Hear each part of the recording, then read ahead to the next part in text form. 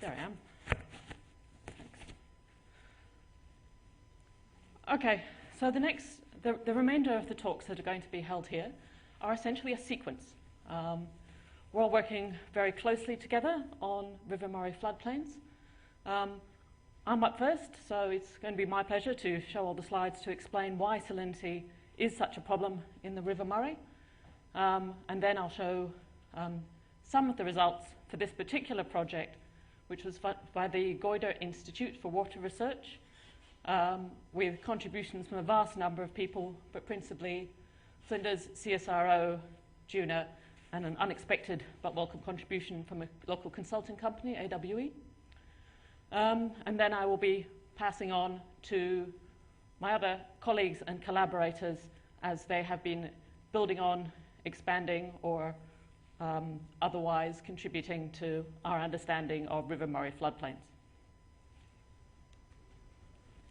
So I'm going to start with this photo, which I happened to take on holiday, because it's beautiful. And I think we have almost an intrinsic understanding that the successful management and the preservation of these kinds of landscapes is necessary. Now, which button is, let's see. Oh, no, not that one. Where's the laser pointer button? Oh, right. But I do want to point out some of the features of the landscape here. We've got the wide floodplain with these beautiful, healthy trees here. We've got a bit of a cliff, and we call this area sort of colloquially the highland to distinguish it from the floodplain. We often get irrigation up through here.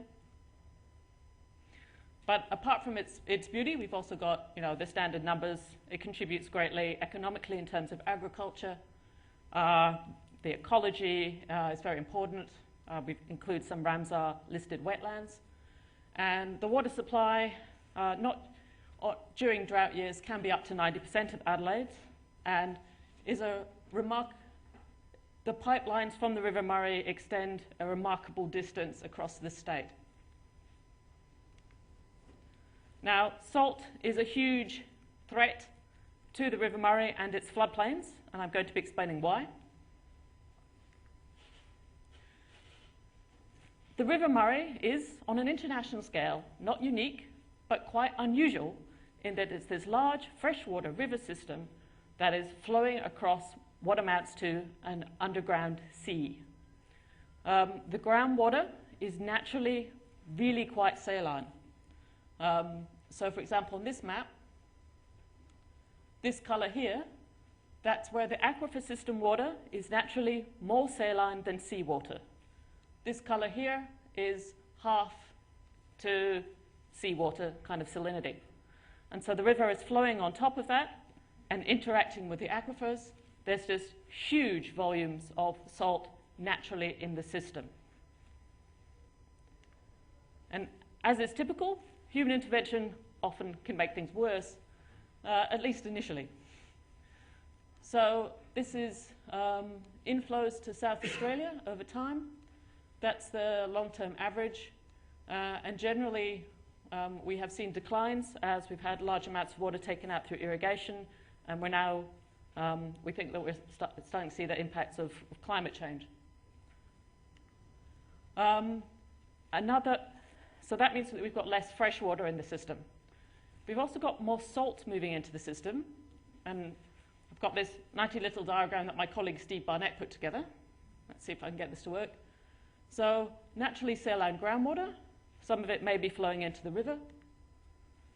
We have irrigation, and it's close to the river because that's where we're getting that fresh water from.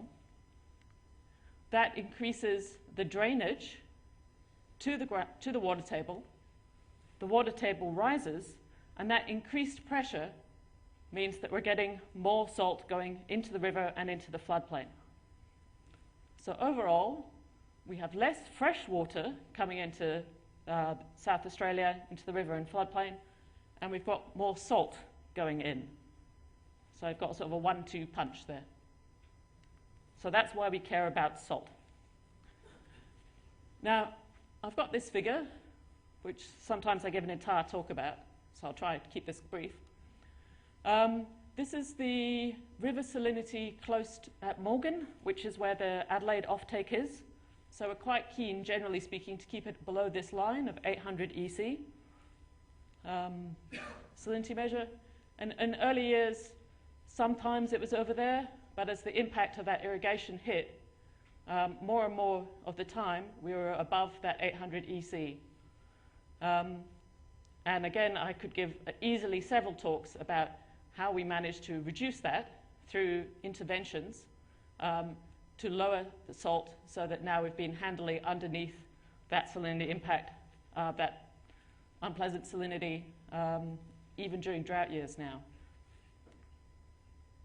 Floodplain salinity, other factors that can affect that, but predominantly it's about the naturally saline environment, but there's also other factors that can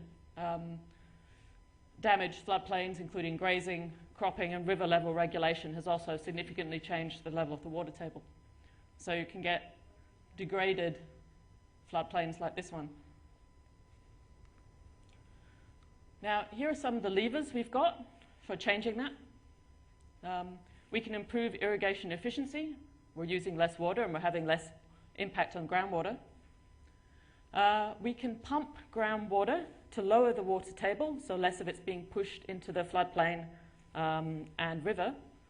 Salt interception schemes, my colleagues and I have done a lot of work on that. And for floodplain salinity, we can also look at environmental watering, if you manage it carefully. And we're starting to investigate, I say starting, but Vol looked at it, I think, from 2005, pumping groundwater in the floodplain. Okay. So we want more of this and less of this. So that's sort of the intro to this, and also to some of the subsequent talks, although I think they'll also do their own little intros as well.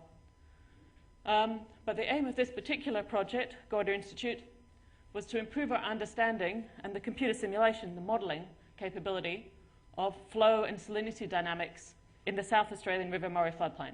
Although, as it happens, it would also be applicable for some of the downstream portions of Victoria. And the results to hopefully assist with management and engineering decisions down the line. Now, quite a bit is known. There has been a lot of prior work. But the extra pieces we were trying to add overall was to consider processes and drivers, do a bit of a risk analysis.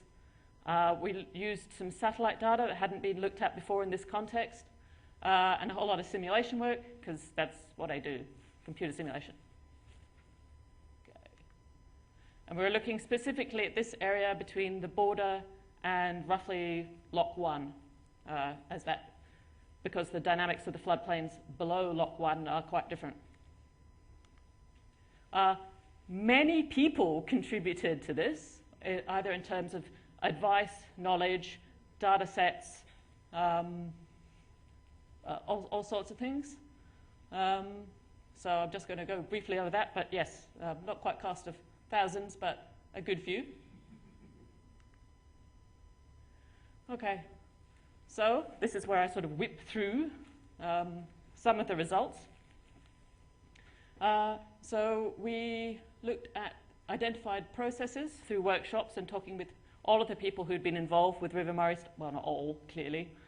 A good selection of people involved with River Murray work to identify most of the physical processes that are occurring in the river and floodplain. We came up with 11. Which is quite a lot when you're trying to, understand how a system works, especially as they're all working on different scales, time scales, spatial scales. They all interact with each other. It's quite a mess to untangle. And then drivers.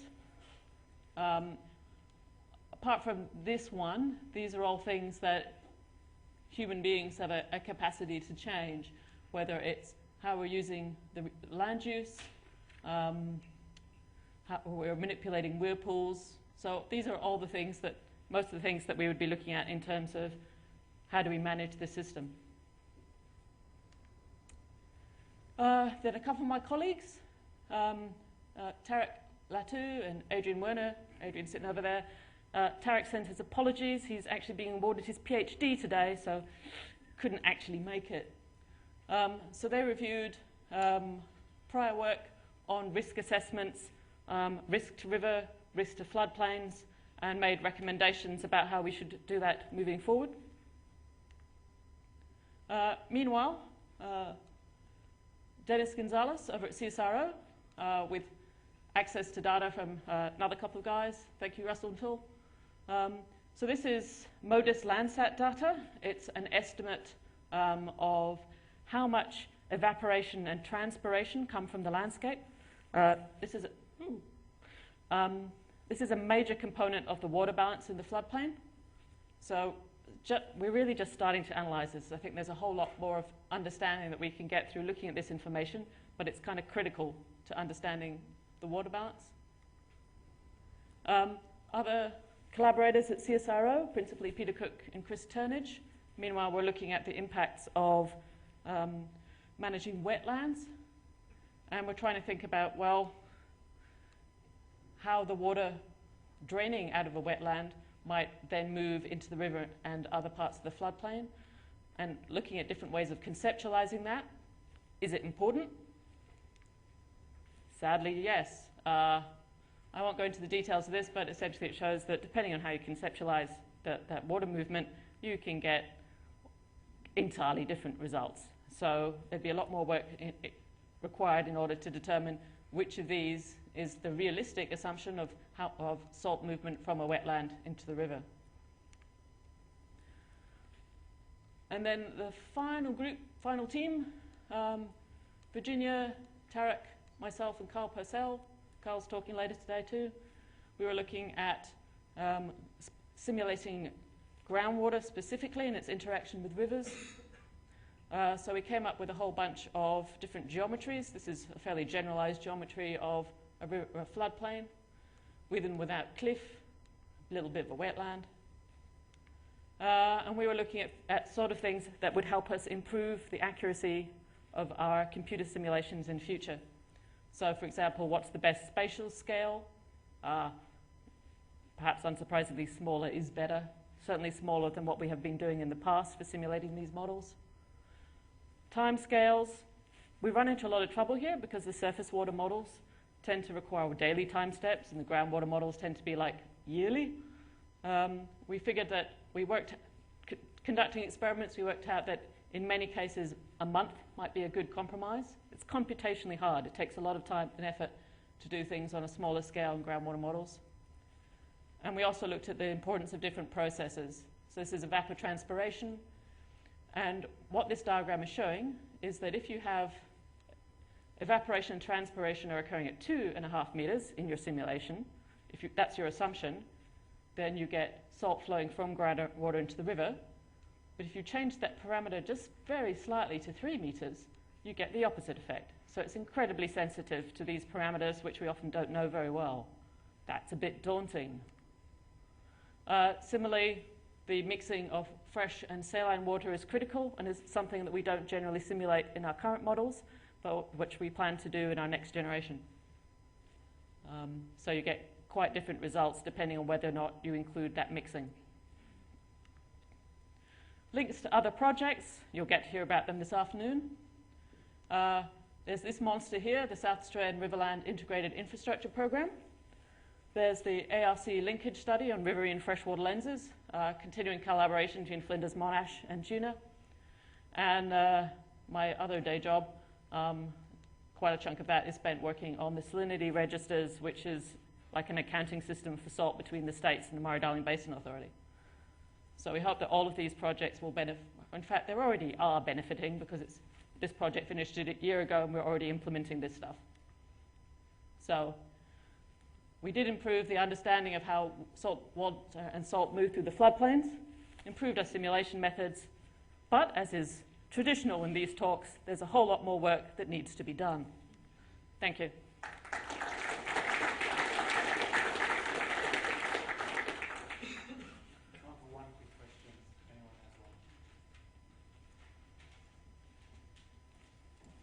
Okay, thank you.